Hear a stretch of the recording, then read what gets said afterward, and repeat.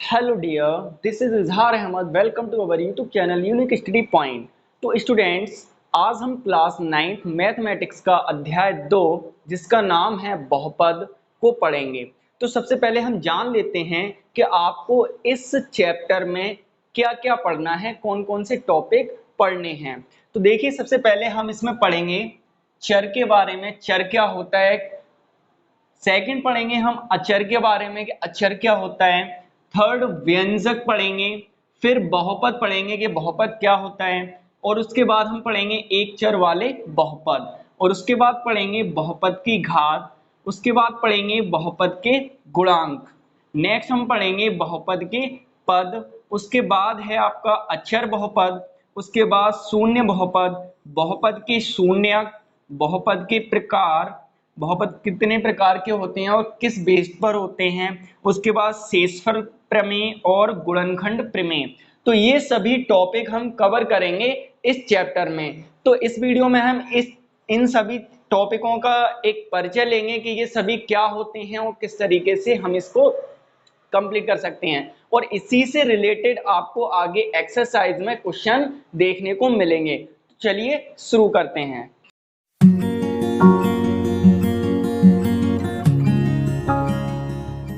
तो देखिए, सबसे पहले हम बात करते हैं चर की। तो चर क्या होता है? तो चर वे राशियां होती हैं, वे राशियां होती हैं जिनका मान जिनका मान बदलता रहता है, बदलता रहता है। ठीक है, तो चर किसे कहते हैं? चर वे राशियां होती हैं जिनका मान बदलता रहता है। और चर को हम अंग्रेजी वर्णमाला के अंतिम अक्षर x, y और z से निरूपित करते हैं।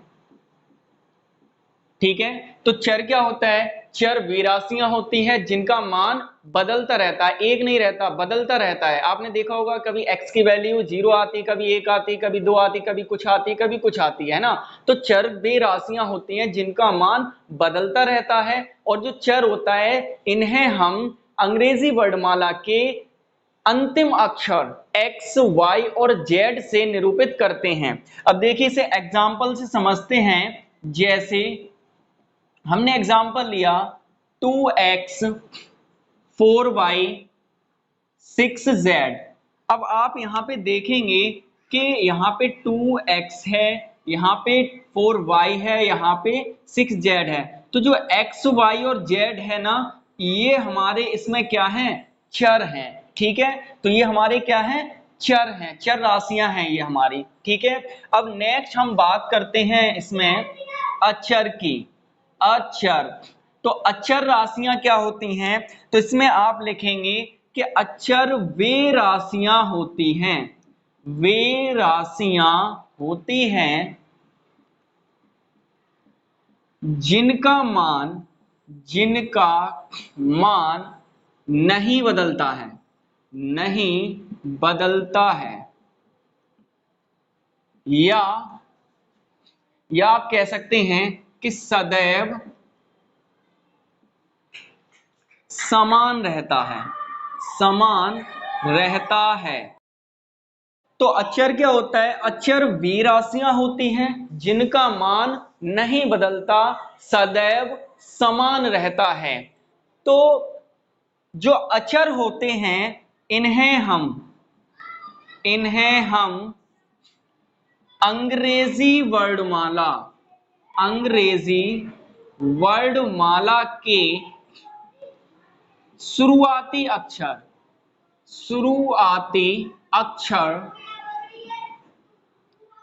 A, B, C से निरूपित करते हैं,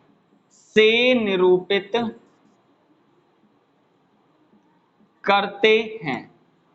ठीक है, तो अगर इसके एग्जाम्पल की बात करें हम, जैसे आपने यही एग्जाम्पल ले लिए, हमने मान लीजिए 2x 4y 6z। ठीक है, अब यहाँ पे एक चीज और, जो एबीसी से हम निरूपित करते हैं ना, जो एबीसी है वो वास्तविक संख्याएं होती हैं। ठीक है, तो आप यहाँ पे देखेंगे 2x में 2, 4y में 4, 6z में 6, ये क्या है, हमारे अचर हैं।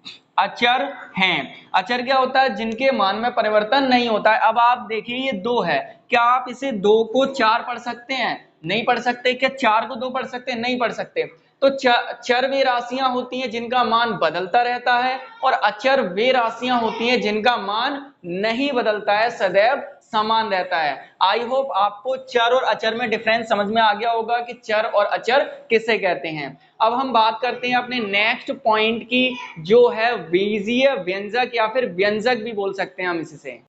तो देखिए हमारा नेक्स्ट टॉपिक है व्यंजक। अब व्यंजक किसे कहते हैं, तो आप इसमें लिखेंगे कि कुछ चर व अचर और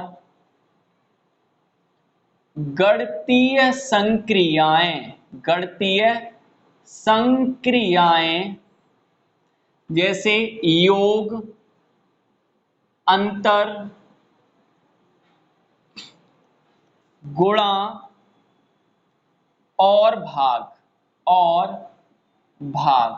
ठीक है, कुछ चर व अचर और गणितीय संक्रियाएं जैसे योग यानी जोड़ना, अंतर यानी घटाना, गुणा और भाग के संयोग से बने पद क्या कहलाते हैं? व्यंजक कहलाते हैं। या सिंपल बोल सकते हैं कि जो व्यंजक होता है वो कुछ चर और अचर को जोड़, घटाए, गुणा, भाग के चिन्हों के संयोग से बने जो पद होते हैं वही क्या कहलाते हैं? व्यंजक कहलाते हैं। इसे हम एग्जाम्पल से समझते हैं। जैसे हमने लिखा 2x + 4। ठीक है, तो देखिए इसमें कुछ चर हैं और कुछ अचर हैं। हमारे 2 और 4 क्या है, यहाँ पे अचर हैं। ठीक है, और x क्या है, यहाँ पे चर है। और गणितीय संक्रियाएं कौन सी हो रही हैं? योग हो रहा है यहाँ पे, और 2 और x के बीच में मल्टीप्लाई हो रहा है ना।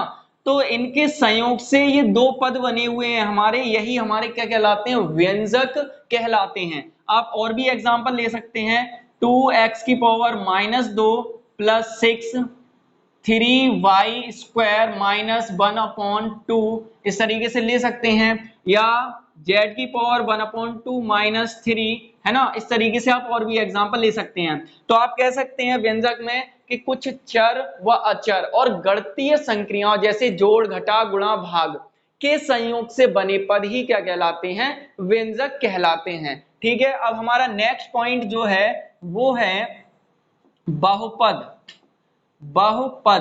तो बहुपद क्या होता है? बहुपद किसे कहते हैं? तो एक विशेष प्रकार के व्यंजक को ही बहुपद कहते हैं। इसीलिए हमने व्यंजक बताया कि व्यंजक क्या होता है इसमें। तो एक विशेष प्रकार के व्यंजक को ही क्या कहते हैं? हम बहुपद कहते हैं। तो किस प्रकार का विशेष प्रकार का व्यंजक होता है? तो आप इसकी डेफिनेशन में लिख सकते हैं कि एक ऐसा व्यंजक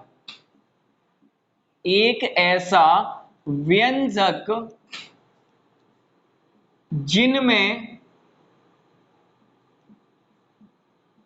चर x, y और z के घातांक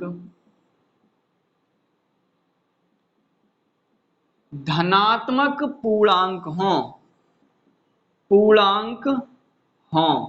ठीक है, यानी एक विशेष प्रकार का व्यंजक बहुपद कहलाता है। एक ऐसा बहुपद, विशेष प्रकार का व्यंजक का मतलब एक ऐसा व्यंजक जिनमें चर x, y, z के घातांक धनात्मक पूर्णांक होते हैं, या धनात्मक पूर्णांक हों, या आप यहां बोल सकते हैं पूर्ण संख्या हों। ठीक है, जैसे इसका एग्जाम्पल लेते हैं हम। जैसे 2x² प्लस 4x+2, ठीक है। या एक और एग्जांपल लिया हमने x की पावर 4 प्लस 2, एक और लिया z² - 3, है ना। इस तरीके से हमारे ये सब क्या होते हैं, बहुपद होते हैं। अब देखिए बहुपद और व्यंजक में डिफरेंस क्या है। हमने ये यहाँ पे कुछ व्यंजक लिखे हुए हैं, तो हम देखेंगे यहाँ पे जो हमारा ये व्यंजक लिखा हुआ है क्या ये बहुपद है। तो देखिए x की जो घात है 1 है, यानी धनात्मक पूर्णांक है, तो ये क्या है, एक बहुपद होगा, ठीक है। अगर हम बात करें नेक्स्ट की कि 2x की पावर -2 प्लस 6, क्या ये एक बहुपद है। तो ये एक बहुपद नहीं होगा, क्योंकि यहाँ पे चर x की घात ऋणात्मक है, जबकि बहुपद में चर के घातांक यानी जो घात होती है वो धनात्मक पूर्णांक होती है, ठीक है। तो ये एक बहुपद नहीं है। क्या ये एक बहुपद है, तो हम देखेंगे चर y की घात 2 यानी धनात्मक है, तो ये क्या है, एक बहुपद है, ठीक है। नेक्स्ट अगर हम ये वाला देखें तो ये व्यंजक क्या बहुपद है, तो देखेंगे z की पावर 1/2 है, जो कि धनात्मक पूर्णांक नहीं है, यानी धनात्मक तो है लेकिन पूर्णांक नहीं है, तो इसलिए ये भी एक बहुपद नहीं होगा। अगर हम इस तरीके से लिखें, इसे हम ऐसे भी लिख सकते हैं √z-3, तो ये भी एक हमारा बहुपद नहीं होगा, क्योंकि √z का मतलब यही है z की पावर 1/2, ठीक है। तो आपको उम्मीद है कि समझ में आ गया होगा कि व्यंजक किसे कहते हैं और बहुपद क्या होते हैं, इन दोनों के बीच में क्या डिफरेंस होता है, ठीक है। तो हम नेक्स्ट टॉपिक की बात करते हैं अपने, जो कि है एक चर वाले बहुपद। तो यहाँ पे देखेंगे नेक्स्ट हमारा टॉपिक है एक चर वाले बहुपद। तो एक चर वाले बहुपद कौन से होते हैं, तो इसमें आप लिख सकते हैं कि एक ऐसा बहुपद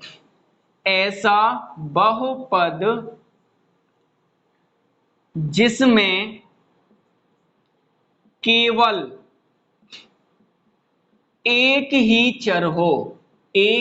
चर हो, उसे हम क्या कहते हैं, एक चर वाला बहुपद कहते हैं। यानी एक ऐसा बहुपद जिसमें केवल क्या हो, एक ही चर हो। इसे हम एग्जांपल से समझते हैं, जैसे हमने लिखा x² प्लस 4x - 3, तो ये देखिए x है यहाँ पे भी x है, यानी एक ही चर है, तो ये एक चर वाला बहुपद है। हमने एक और लिखा x+2, ये भी एक चर वाला बहुपद है, क्योंकि एक ही चर है। हमने यहाँ लिखा y² प्लस 3, तो ये भी एक चर वाला बहुपद है, क्योंकि इसमें भी एक चर है। अब एक चर वाला बहुपद कौन सा नहीं होगा, अगर हम यहाँ लिखें 2x प्लस 2y - 3, तो हम यहाँ पे देखेंगे कि एक तो x चर है और दूसरा y चर है, तो इसमें दो चर है, तो ये एक चर वाला बहुपद नहीं है, ये दो चर वाला बहुपद है, ठीक है। तो उम्मीद है समझ में आ गया होगा कि एक चर वाला बहुपद किसे कहते हैं। ये आपके एक्सरसाइज में क्वेश्चन इस टाइप के दे रखे हैं, जिससे आपको सॉल्व इसी तरीके से करना है, ओके। तो चलिए अब हम बात करते हैं अपने नेक्स्ट पॉइंट की, जो है बहुपद की घात। तो देखिए बहुपद की घात किसे कहते हैं, तो आप इसमें लिखेंगे कि किसी बहुपद में चर क्या होते हैं हमारे, x y z की उच्चतम घात, किसी बहुपद में चर x y z की उच्चतम घात को हम बहुपद की घात कहते हैं, ठीक है। तो बहुपद की घात क्या होती है, तो कोई भी बहुपद है उसमें जो चर x y z की सबसे अधिक घात होगी, उच्चतम मतलब सबसे अधिकतम घात जो होगी, उसे हम बहुपद की घात कहते हैं। एग्जाम्पल देखिए लेते हैं हम कोई, जैसे हमने एग्जाम्पल लिया 2x² प्लस 3x - 3, इसमें आपसे पूछा जाए कि इस बहुपद में बहुपद की घात क्या है, तो हम देखेंगे चर कौन कौन से हैं, तो चर ये है हमारा। अब इस चर की घात कितनी है 2 है और इसकी घात कितनी है 1 है। तो ज्यादा किसकी घात है, ज्यादा ये है 2, तो इसमें बहुपद की जो घात होगी वो कितनी होगी 2 होगी। ठीक है, ऐसे हमने एक और एग्जांपल लिया x³ plus 3x square minus 4x plus 2। ठीक है, तो आपसे पूछा जाता है कि इसमें बहुपद की घात कितनी है, तो इसमें बहुपद की घात सबसे अधिक कितनी है, इसकी 1 है, इसकी 2 है, इसकी 3 है, तो सबसे अधिक इसकी घात है। तो इसमें बहुपद की जो घात होगी वो कितनी होगी 3 होगी। एक और एग्जांपल लेते हैं y² माइनस y प्लस 2। इसमें बहुपद की घात क्या होगी, तो आप बताइए कमेंट करके कि इस बहुपद में बहुपद की घात क्या होगी। ओके, तो हम चलते हैं अपने नेक्स्ट टॉपिक की ओर जो हमारा है बहुपद के गुणांक। तो बहुपद के गुणांक यानी जो बहुपद होता है उसके प्रत्येक पद का एक गुणांक होता है। ठीक है, जैसे एग्जांपल में हम लिख सकते हैं गुणांक यानी कि इंग्लिश में से बोलते हैं कोफिशिएंट। हमने कोई भी लिया example x² plus 3x minus 2। अब इसमें हम देखेंगे कि x² का गुणांक क्या है। तो देखिए इसमें x² का गुणांक क्या होगा, तो देखिए गुणांक कोफिशिएंट मतलब जिसका गुणांक पूछा है उसके मल्टीपल में क्या है, यानी उसका किससे गुणा हो रहा है वही उसका गुणांक होगा। तो देखिए यहाँ पे x² का किससे गुणा हो रहा है 2 से, तो x² का गुणांक कितना होगा 2 होगा। ओके, अब इसमें पूछा जा सकता है कि x का गुणांक क्या होगा, तो x का गुणांक क्या होगा, x का 3 से गुणा हो रहा है तो x का गुणांक कितना होगा 3 होगा। अब इसमें पूछा जा सकता है कि x की पावर 0 का गुणांक क्या है, तो देखिए x की पावर 0 का गुणांक यहाँ पे हम ये लिख सकते हैं x की पावर 0। और एक चीज हमेशा याद रखना कि x की पावर 0 की वैल्यू जो होती है वो होती है 1। ठीक है, किसी भी नंबर किसी भी चर अचर की पावर 0 है तो उसकी वैल्यू 1 ही होगी। ठीक है, तो यहाँ पे इसकी जो वैल्यू है वो 1 हो गई, 2 का 1 से मल्टीप्लाई करेंगे तो 2 ही रहेगा। तो x की पावर 0 का गुणांक कितना होगा, तो इसके मल्टीपल में कितना है -2 है, तो इसका जो गुणांक होगा वो क्या होगा -2 होगा। ठीक है, आपसे एक और ऐसे पूछा जा सकता है कि x प्लस 1 में x का गुणांक क्या है, तो देखिए x का किसी से मल्टीप्लाई नहीं हो रहा है तो मतलब 1 से हो रहा है, तो यानी x का गुणांक कितना होगा 1 होगा। ठीक है, तो यहाँ पे x का गुणांक कितना होगा 1 होगा। ठीक, अब मान के चलिए कोई भी एक ये बहुपद दे रखा है आपने अब इसमें आपसे पूछ लिया कि इसमें x की घात 3 का गुणांक क्या है, यानी x³ का गुणांक क्या है, तो आप देखेंगे x³ तो इसमें है ही नहीं, है ना, तो x³ का गुणांक क्या होगा, तो हम लिखेंगे कि x³ का गुणांक बराबर होगा 0, क्योंकि इसमें x³ है ही नहीं। अगर आप इसमें पूछ लिया जाता है आपसे कि x³ कैसे करके आपने 0 बता दी, तो आप इसे लिख सकते हैं 0x की पावर 3। ठीक है, क्योंकि x की पावर 3 किसी का मल्टीप्लाई 0 करेंगे 0, ये पद आपका फिनिश हो गया, है ही नहीं ऐसे मान लो, तो x³ की जो गुणांक है वो कितना है 0 होगा। ठीक है, तो उम्मीद है आपको समझ में आ गया होगा कि बहुपद के गुणांक क्या होते हैं। ओके, तो चलिए अब हम बात करते हैं नेक्स्ट टॉपिक की। तो नेक्स्ट टॉपिक हमारा है बहुपद के पद। तो देखिए बहुपद के पद क्या होते हैं, तो बहुपद के पद यानी धन यानी कि प्लस और माइनस यानी ऋण चिन्ह पदों को अलग करते हैं, इसके माध्यम से हम पदों को गिनकर बता सकते हैं। यानी कोई भी बहुपद है तो उसके जो पद अलग अलग होते हैं वो या तो प्लस के साइन से होंगे या फिर माइनस के साइन से होंगे। इसे एग्जांपल से समझते हैं हम, जैसे एक एग्जांपल लिया हमने x प्लस 4, इसमें कितने पद हैं, तो देखिए धन यहाँ पे लगा हुआ है, धन के इधर एक नंबर ये है जो अचर है और इधर ये है जो चर है, तो देखिए एक पद ये हो गया, दूसरा पद ये हो गया, तो यानी इस बहुपद में कितने पद हैं, तो इस बहुपद में पदों की संख्या कितनी है 2 है। ठीक है, एक और एग्जांपल लेते हैं 2x² माइनस 3x प्लस 4। आपसे पूछा जाता है कि इसमें पद कौन कौन से हैं? तो देखिए पद जो अलग होते हैं वो केवल प्लस और माइनस के साइन से ही होते हैं। तो देखिए माइनस का साइन लगा, एक पद हो गया, माइनस का साइन, पद टूट गया, यानी दूसरा पद हो गया, फिर प्लस का साइन यानी अगला पद होगा, तो ये हो गया। तो इसमें जो पदों की संख्या है वो कितनी होगी? 1 2 3 होगी। ठीक है, तो इस तरीके से हम प्लस और माइनस चिन्हों को, चिन्ह जो है पदों को अलग करते हैं। इसके माध्यम से हम किसी भी बहुपद में गिन के बता सकते हैं कि इस बहुपद में इतने पद हैं या इस बहुपद में पदों की संख्या कितनी है। ओके, तो अब अपना नेक्स्ट टॉपिक बात करते हैं। तो नेक्स्ट पॉइंट है आपका अचर बहुपद। ठीक है, तो अचर बहुपद क्या होता है? अचर बहुपद, अचर से समझ में आ रहा है जिसका मान चेंज ना हो, है ना। तो जो हमारी संख्याएं होती हैं ना, जो नंबर होते हैं जिन्हें हम काउंटिंग करने के लिए यूज करते हैं, ये भी एक प्रकार के बहुपद होते हैं। इन्हें ही हम क्या बोलते हैं? अचर बहुपद बोलते हैं। जैसे मान के चलिए आपने लिखा 5, तो ये भी एक बहुपद है। कौन सा बहुपद है? अचर बहुपद है। तो देखिए हम इसे लिख सकते हैं 5 को 2 प्लस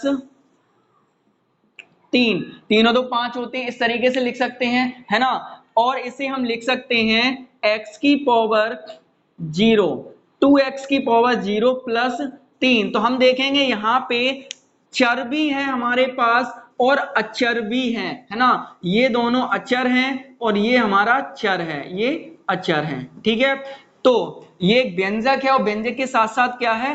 ये एक बहुपद है। ठीक है, तो जो हमारी संख्याएं होती हैं वो भी एक प्रकार की बहुपद होती हैं, उन्हें हम अचर बहुपद कहते हैं। ओके, तो हम बात करते हैं अपने नेक्स्ट पॉइंट की। तो देखिए हमारा जो नेक्स्ट पॉइंट है वो है शून्य बहुपद। शून्य बहुपद, तो देखिए शून्य बहुपद क्या होता है? शून्य बहुपद यानी जिसका मान शून्य हो। तो आप इसमें लिख सकते हैं कि एक ऐसा बहुपद शून्य बहुपद कहलाएगा यदि उसका प्रत्येक गुणांक 0 हो यानी शून्य हो। एग्जाम्पल से समझते हैं हमने लिखा 0x² प्लस 0x माइनस 0। ठीक है, इस तरीके का बहुपद क्या होगा? शून्य बहुपद कहलाएगा, क्योंकि हम शून्य से x² में मल्टीप्लाई करेंगे तो शून्य आ जाएगा, प्लस शून्य का x में करेंगे तो शून्य आ जाएगा, माइनस शून्य बराबर कितना? शून्य। तो एक ऐसा बहुपद जिसका प्रत्येक गुणांक क्या हो? शून्य हो, वो शून्य बहुपद कहलाएगा। ओके, तो ये हो गया आपका शून्य बहुपद। अब हम बात करते हैं अपने नेक्स्ट पॉइंट की, जो है बहुपद के शून्यक। तो देखिए बहुपद के शून्यक किसे कहते हैं? तो आप इसमें लिखेंगे कि चर, चर क्या होते हैं हमारे? जैसे x y z के बेमान जो दिए गए बहुपद को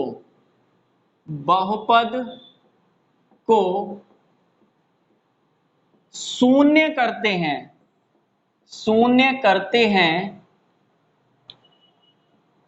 बहुपद के शून्य कहलाते हैं। ठीक है, यानी बहुपद के शून्य क्या होते हैं? चर x y और z के बेमान जो बहुपद को शून्य कर दें, वो क्या कहलाएंगे? बहुपद के शून्यक कहलाते हैं। जैसे एग्जाम्पल से समझते हैं, मान के चलिए आपको एक बहुपद दे रखा है x प्लस 5। ठीक है, आपसे पूछा जाएगा कि इसमें बहुपद का शून्य क्या है? इसमें बहुपद का शून्य क्या है? तो आप क्या करेंगे? केवल आपको कुछ नहीं करना है कि x का वो मान जो इस बहुपद को शून्य कर दें, वो क्या कहलाएगा? बहुपद का शून्य कहलाएगा। तो अगर हम x की वैल्यू कितनी रखें? -5 रखें, तो ये क्या हो जाएगा? बहुपद शून्य हो जाएगा। x की वैल्यू -5 रखेंगे तो +5 बराबर कितना? शून्य। तो इस बहुपद का शून्य क्या है? -5। ठीक है, तो x बराबर -5 इस बहुपद का क्या है? शून्यक है। अब इसको निकालेंगे कैसे? सिंपली, तो x प्लस 3 का हमें चाहिए शून्यक, कि x प्लस 3 का शून्यक क्या होगा। तो हम कुछ नहीं करेंगे, बस इक्वल में 0 रख देंगे और इसे सरल कर लेंगे। तो ये हो जाएगा x बराबर 3 प्लस का इधर लेके जाएंगे तो माइनस का 3 हो जाएगा, तो x बराबर -3 इस बहुपद का शून्यक होगा। एक और एग्जांपल लेते हैं, 2x + 4 इस बहुपद का शून्यक क्या होगा? तो देखिए इक्वल 0 रख देंगे सिंपल हम, और इसे सरल कर लेंगे। तो देखिए हो जाएगा 2x बराबर 4 का इधर पक्षांतर करेंगे -4 हो जाएगा, और x बराबर -4 2 का इधर पक्षांतर करेंगे तो गुणा में इधर आगे भाग में आ जाएगा। इससे ये कैंसिल आउट हो जाएगा, 2 दूनी 4, तो x बराबर -2 बहुपद 2x + 4 का क्या है? एक शून्यक है। तो उम्मीद है आपको समझ में आ गया होगा कि किसी भी सिंपल बहुपद का हम शून्यक कैसे ज्ञात करते हैं। ओके, तो इस तरीके से हम सिंपल बहुपद का शून्यक ज्ञात कर लेते हैं। और बहुपद के शून्यक होते क्या हैं? तो चर x y z के बेमान जिनके लिए जो दिए गए बहुपद को क्या कर दे? शून्य कर दे, बहुपद का शून्य कहलाता है। ओके, तो आइए अब हम बात करते हैं अपने नेक्स्ट पॉइंट की, जो है बहुपद के प्रकार। तो देखिए हम जो बहुपद के प्रकार होते हैं ना, इनको दो तरीके से कैटेगराइज कर सकते हैं। जैसे कौन कौन से वो दो टाइप हैं हमारे, तो देखिए पहला है हमारा पदों के आधार पर, पदों के आधार पर, ठीक है। और दूसरा है हमारा घातों के आधार पर, घातों के आधार पर, ठीक है। तो जो बहुपद के प्रकार हैं इनको हम दो तरीके से कैटेगराइज कर सकते हैं, एक पदों के आधार पर और दूसरा घातों के आधार पर। तो सबसे पहले हम देखते हैं पदों के आधार पर। तो पदों के आधार पर जो बहुपद होते हैं वो तीन प्रकार के होते हैं। नंबर एक पदीय बहुपद,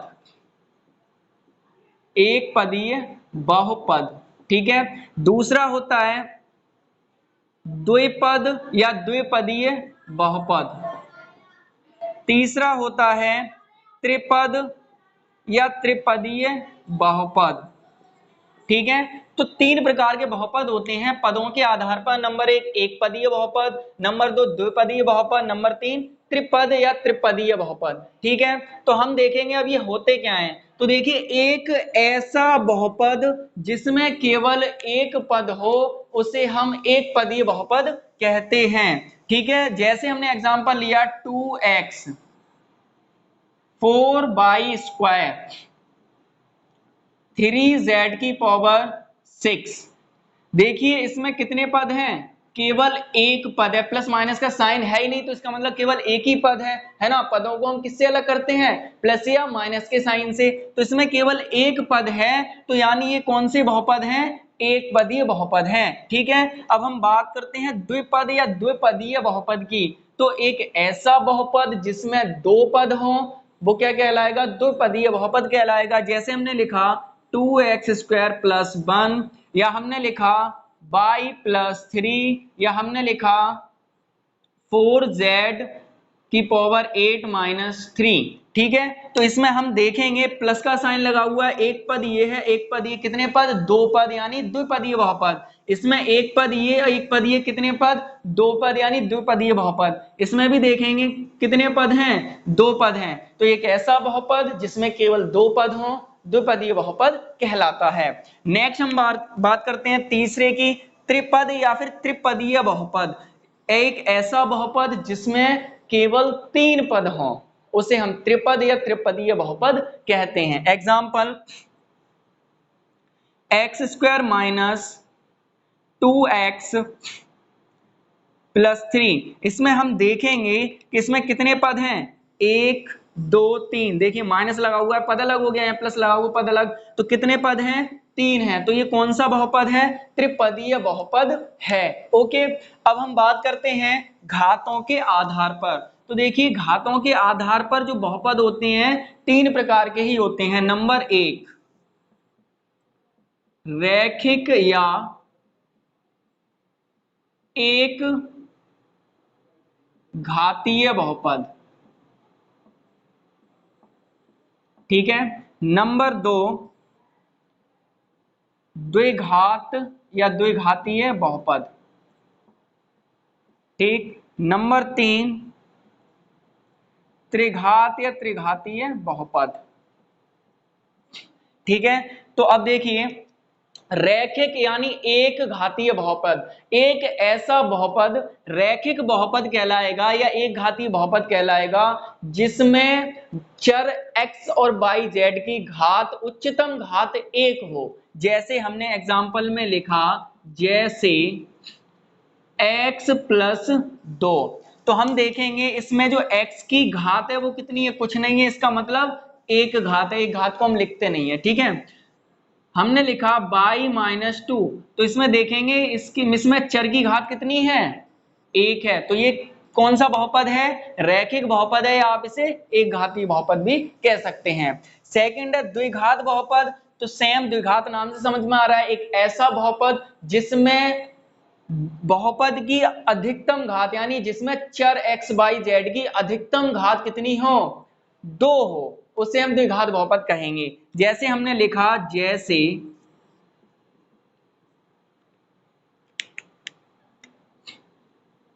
2x² माइनस x प्लस 4, ठीक है। तो हमने देखा यहाँ पे कि x की उच्चतम घात कितनी है, यहाँ पे x की घात 1 है, यहाँ पे x की घात 2 है, तो उच्चतम घात कितनी है, 2 है, तो ये एक द्विघातीय बहुपद कहलाएगा, ठीक है। नेक्स्ट हम देखते हैं त्रिघात बहुपद। तो त्रिघात बहुपद क्या होता है, तो त्रिघात बहुपद नाम से समझ में आ रहा है कि एक ऐसा बहुपद जिसमें चर x, y और z के घातांक कितनी हो, 3 हो या घात 3 हो, उसे हम त्रिघात बहुपद कहेंगे।